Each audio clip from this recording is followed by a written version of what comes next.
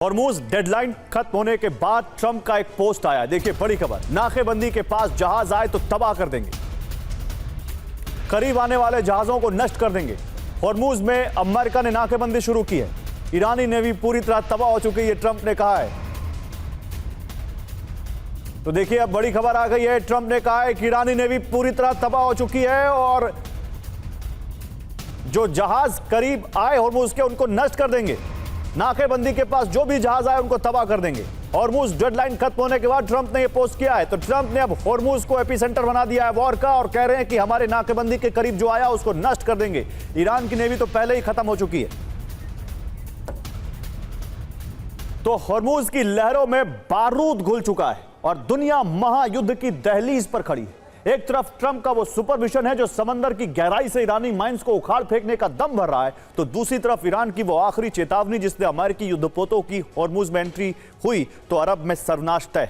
सवाल सिर्फ तेल का नहीं है, सवाल अब साख का है। क्या ईरान हॉर्मुज में टोल वसूल कर अंतर्राष्ट्रीय कानूनों की धज्जियां उड़ा देगा या अमेरिका ईरान को काबू में करने के लिए सबसे बड़ा ऑपरेशन शुरू कर देगा? हॉर्मुज का सुल्तान बनने के लिए अरब के इतिहास का सबसे बड़ा युद्ध कभी भी आरंभ हो सकता है। इसके लिए जो प्लान तैयार किया है उसके मुताबिक हॉर्मुज से सी माइंस हटाई जाएंगी। स्पेशल ऑपरेशंस के जरिए हॉर्मुज से ईरान का कंट्रोल हटाएंगे, जिससे ईरान को हॉर्मुज में टोल वसूलने से रोका जा सके। ईरान पर अंतर्राष्ट्रीय नियमों का उल्लंघन करने के लिए प्रतिबंध लगाए जाएंगे। सागर में मौजूद सभी वॉरशिप ध्यान दें, ये ईरानी नौसेना है। अगर आपको अपने आसपास कोई भी वॉरशिप दिखाई दे तो उससे 16 किलोमीटर से ज्यादा की दूरी बनाए रखें। हम बिना किसी चेतावनी के उन पर फायर करने के लिए तैयार हैं। यह आखिरी चेतावनी। और हॉर्मुज से माइंस हटाने का ऑपरेशन अमेरिका शुरू कर सकता है। इसका पहला तरीका माइन हंटिंग होता है, जिसमें माइंस को ढूंढना और नष्ट किया जाता है। इसके लिए हाई रेजोल्यूशन सोनार का इस्तेमाल किया जाता है। समंदर में लगाई माइंस की पहचान की जाती है। पहचान के बाद सी ड्रोन या मिसाइल से हमला किया जाता है। दूर से माइंस पर अटैक करके उसे नष्ट किया जाता है। दूसरा तरीका माइन स्वीपिंग होता है। इसमें सी माइंस को एक्टिव करके खत्म किया जाता है।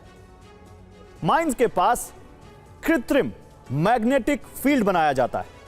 ऐसा लगेगा जैसे शिप गुजर रहा है। ईरान हॉर्मुज का नियंत्रण नहीं छोड़ने वाला है। हॉर्मुज में आने पर टोल टैक्स की वसूली की जाएगी, जबकि अमेरिका ने कहा है ईरान एक नेचुरल पास में टैक्स नहीं वसूल सकता है। हालांकि अभी सिर्फ 2 नेचुरल स्ट्रेट है जहां टोल टैक्स वसूला जाता है, जिसमें एक है बॉस्पोरस स्ट्रेट और दूसरी है डार्डानेल्स स्ट्रेट।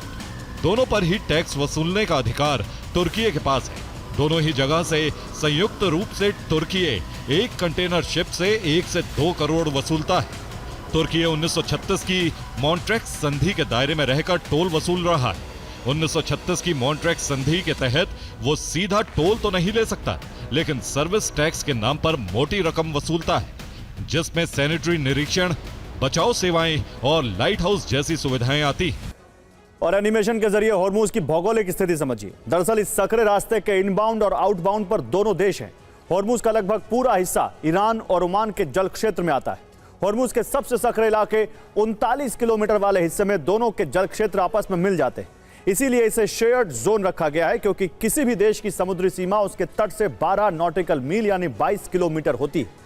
इस हिसाब से सबसे गहरे जल क्षेत्र में यहां से टैंकर गुजरते हैं। वहां दोनों देशों की हिस्सेदारी। व्यावसायिक जहाजों के आने जाने के लिए जो समुद्री रास्ता इस्तेमाल होता है वो ओमान के जल क्षेत्र में। इसीलिए ईरान कहता है कि वो ओमान के साथ मिलकर इस पर अपना नियंत्रण करेगा। अब ईरान हॉर्मुज में एंट्री के लिए सुरक्षा शुल्क ऑयल टैंकर से वसूलने जा रहा है। इसके लिए ईरान $1 प्रति बैरल तेल पर ट्रांजिट टोल लगाने की बात कह चुका है। एक टैंकर से अधिकतम $20 लाख तक वसूले जा सकते हैं। वार्ता से पहले रोजाना सिर्फ 15 टैंकरों को गुजरने की मंजूरी दी थी, जबकि अभी एंट्री बंद है। पहले रोजाना 140 शिप निकलते थे। ईरान के फैसले से अमेरिका की बौखलाहट सामने आई है। ईरान पर प्रतिबंध लगाने की धमकी दी है और इसके अलावा अमेरिका हॉर्मुज से नाकाबंदी हटाने का ऑपरेशन शुरू कर सकता है। अब दुनिया में एक बड़ा खतरा दस्तक दे सकता है, क्योंकि ट्रंप की दी हुई डेडलाइन खत्म हो गई है। अब अमेरिका हॉर्मुज को ब्लॉक कर रहा है, जबकि दूसरी तरफ ईरान ने धमकी दी है कि प्रॉक्सी गुट हूती बाब अल मंदेब को ब्लॉक कर सकता है। और अगर ऐसा हुआ तो क्या असर होगा ये समझिए। खाड़ी देशों में कोहराम मचेगा।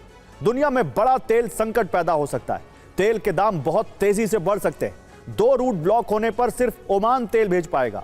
सऊदी अरब, यूएई, कतर भी तेल नहीं भेज पाएंगे। सऊदी की ईस्ट वेस्ट पाइपलाइन से सप्लाई नहीं हो पाएगी। बहरीन, कुवैत, इराक का भी रूट जाम हो जाएगा। दुनिया के कुल सप्लाई का 30% तक तेल सप्लाई बाधित हो जाएगी। तेल के दाम $150 प्रति बैरल पार होने का अंदेशा है। इससे एशियाई देश सबसे ज्यादा प्रभावित होंगे। शेयर बाजार में भारी गिरावट आ सकती है। दुनिया के महासागरों और समुद्रों के उपयोग के लिए इसको 1982 में बनाया गया और उसे 1994 से प्रभावी रूप से लागू किया गया। इसके तहत यदि कोई प्राकृतिक जल डमरू मध्य अंतर्राष्ट्रीय व्यापार के लिए अनिवार्य है तो किनारे वाला देश वहां से गुजरने वाले विदेशी जहाजों को रोक नहीं सकता और न ही उन पर टोल लगा सकता है। अमेरिका का कहना है कि ईरान ने UNCLOS की संधि पर हस्ताक्षर किए हैं, इसलिए वो फ्री पैसेज देने के लिए बाध्य है। लेकिन ईरान का कहना है कि उसकी संसद ने इसे पास नहीं किया।